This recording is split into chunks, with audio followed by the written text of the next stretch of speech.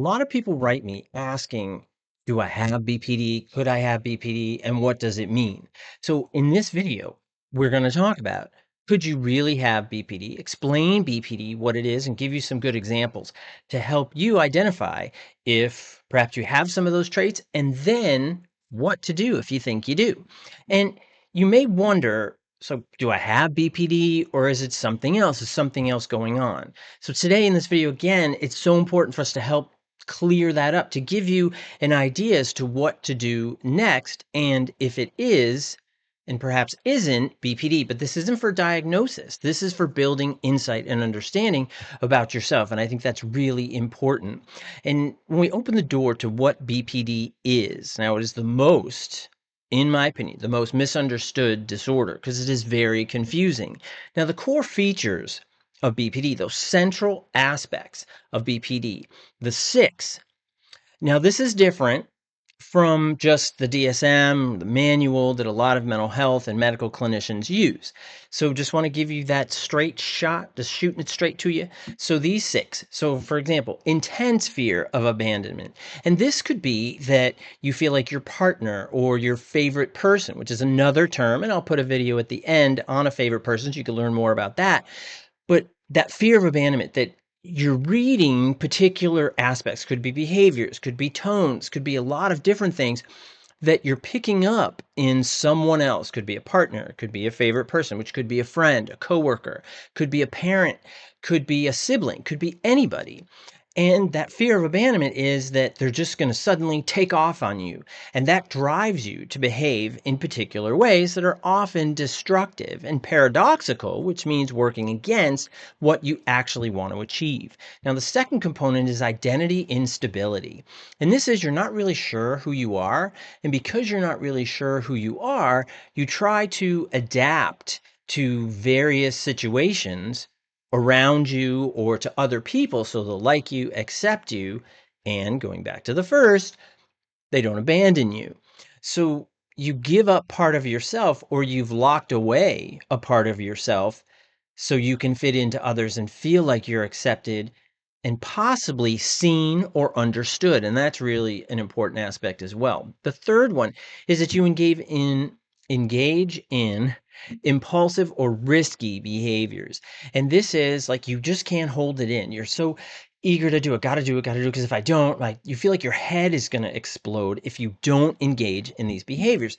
And these behaviors have a high probability of negative outcome, which could be that like you just can't hold it in, so maybe you hurt yourself, or you just can't hold it in, so then you become promiscuous. You sleep with someone that you know you shouldn't.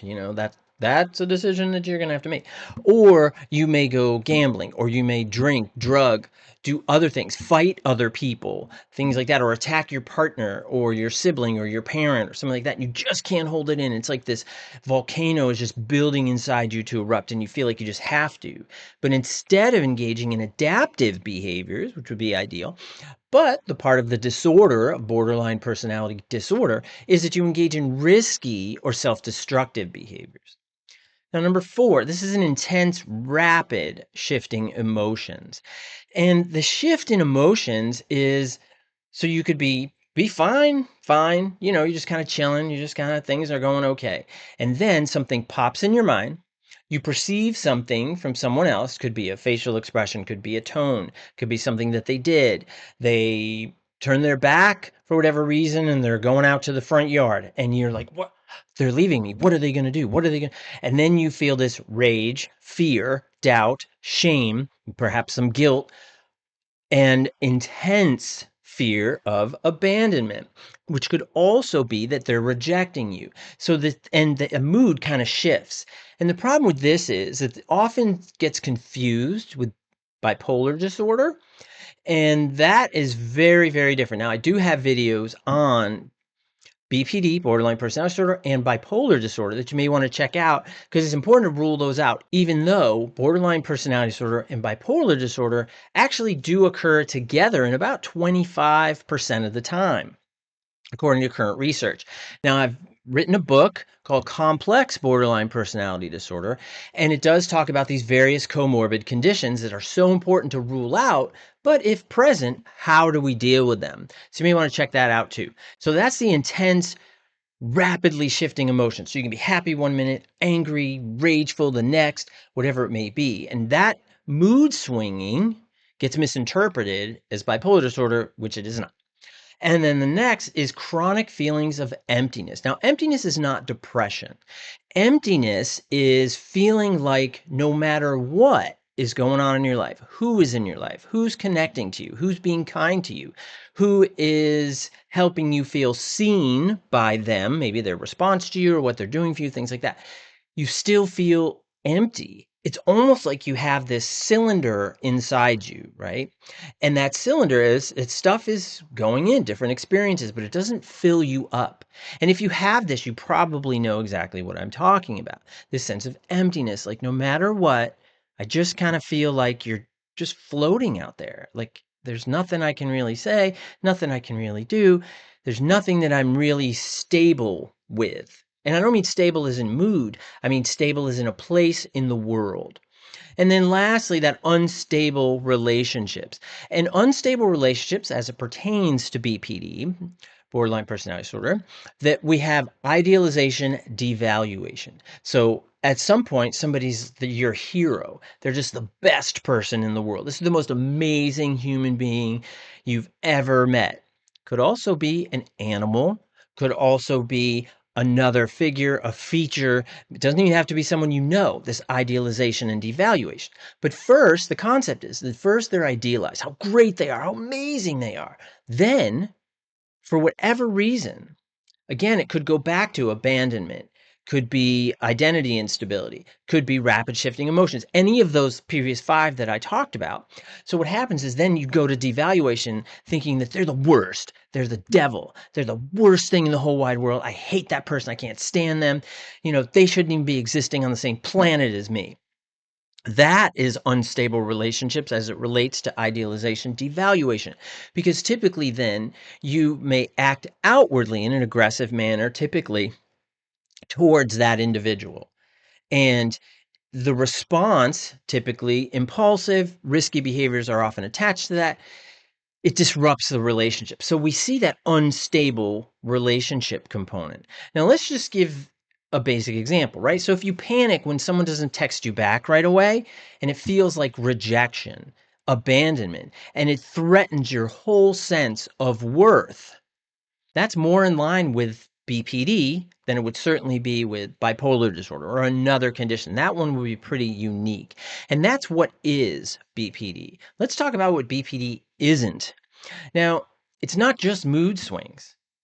So everyone gets moody. So with BPD, those mood changes are extreme, right? Which in the example that I gave.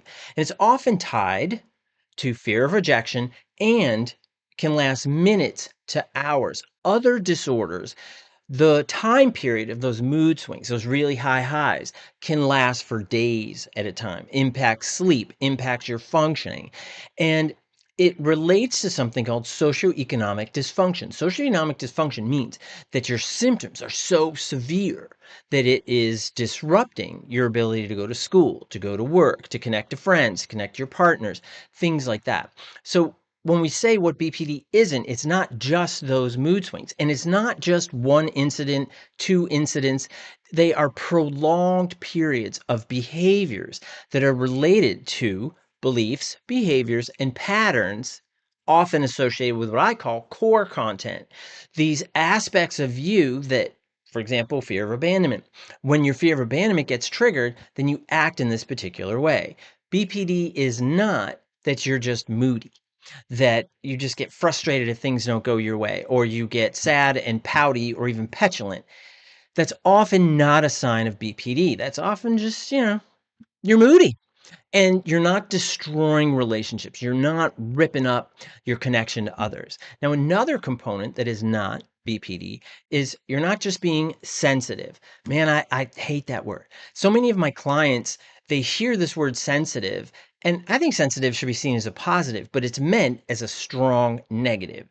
And when we talk about what isn't BPD, we're talking about that sensitivity is you may be deeply empathetic or sensitive, but BPD involves difficulty regulating that sensitivity. And this again can last minutes to hours, typically not days, and something that isn't a prolonged behavior. Prolonged beliefs, behaviors, and patterns are often related to what we call personality, hence personality disorder, because it disrupts your functioning and connection to others.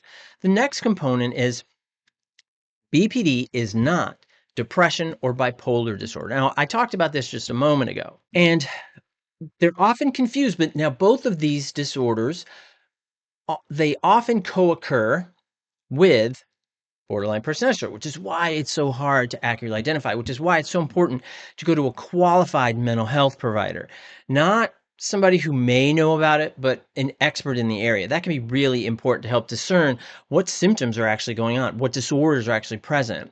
And when we talk about what's not depression and bipolar disorder, so you can feel depressed or even euphoric, but BPD mood shifts are often situational and reactive, meaning that we always are able to, or not always, I don't like always, most of the time, we can identify what's called an activating event. This is something happened in your life, like that example I gave just a moment ago. That person's walking out the door and you perceive it as abandonment, rejection, fear, anger, rage, those types of things. So it's situational. So that's what kicked it off.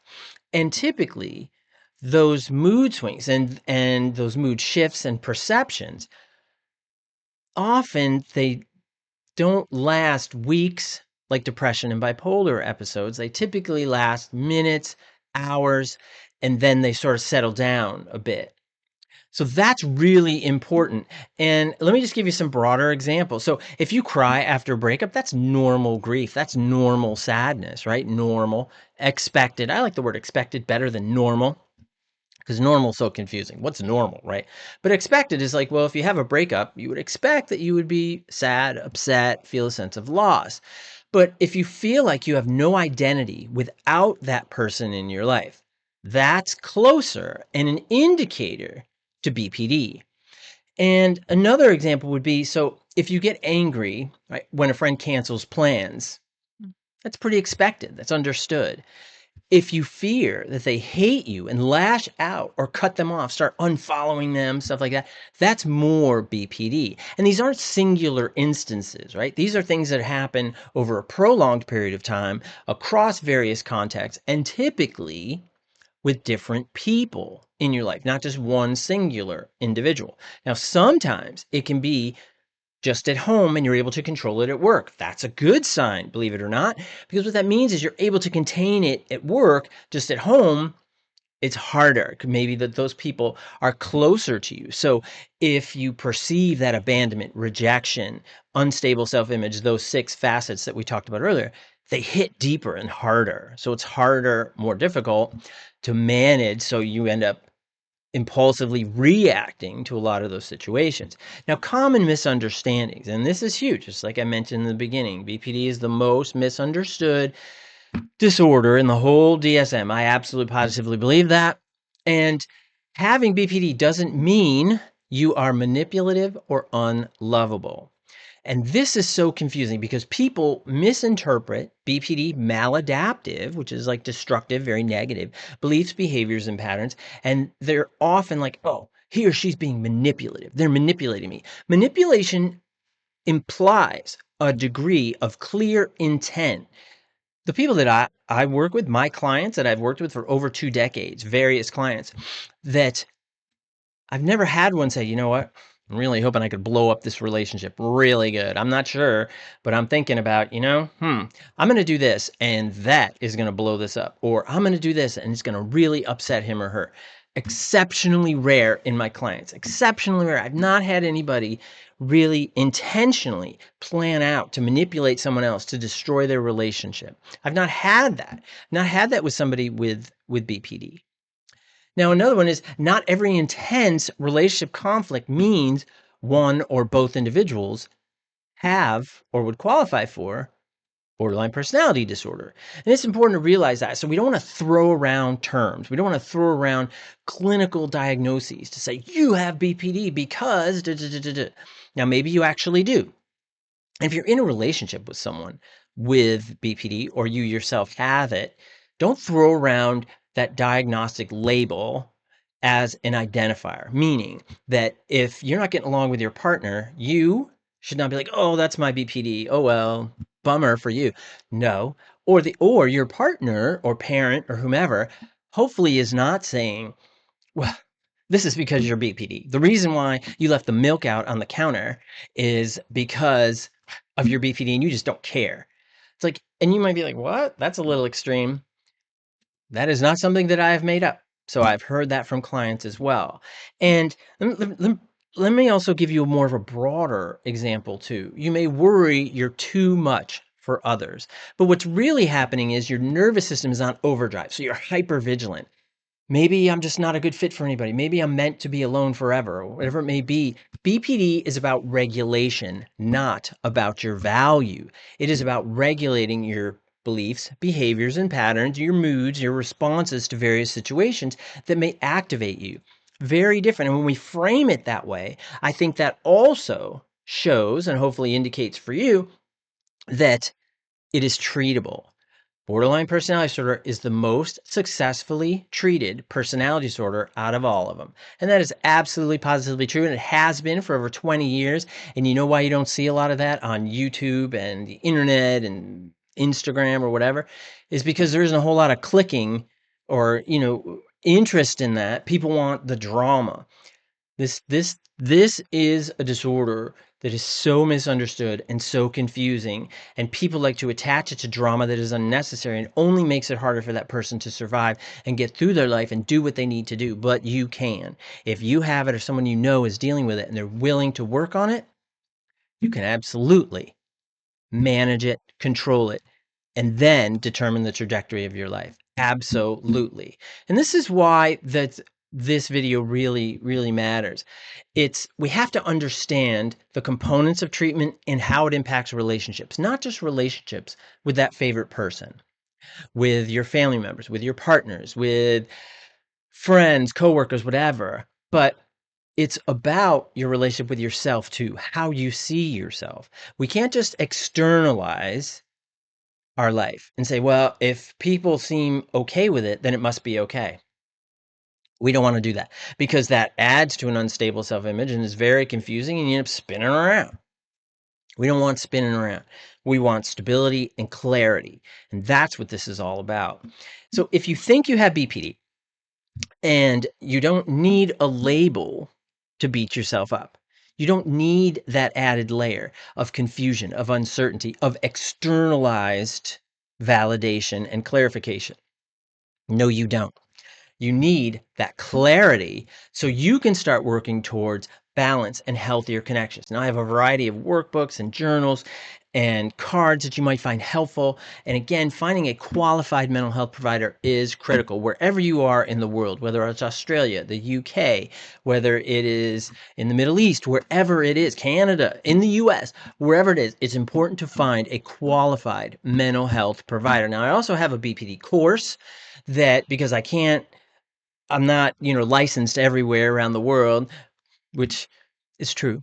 It'd be kind of neat though, but I'm not. So there's also a course as well, and I'll put the link in the description for the course, so you can find it. You can check it out. Maybe that's something that can help you. The more knowledge that you get, the greater insight you have, the greater choices you will have. And just like I mentioned a moment ago, I've never had anybody who wanted to purposely blow up their life. Never.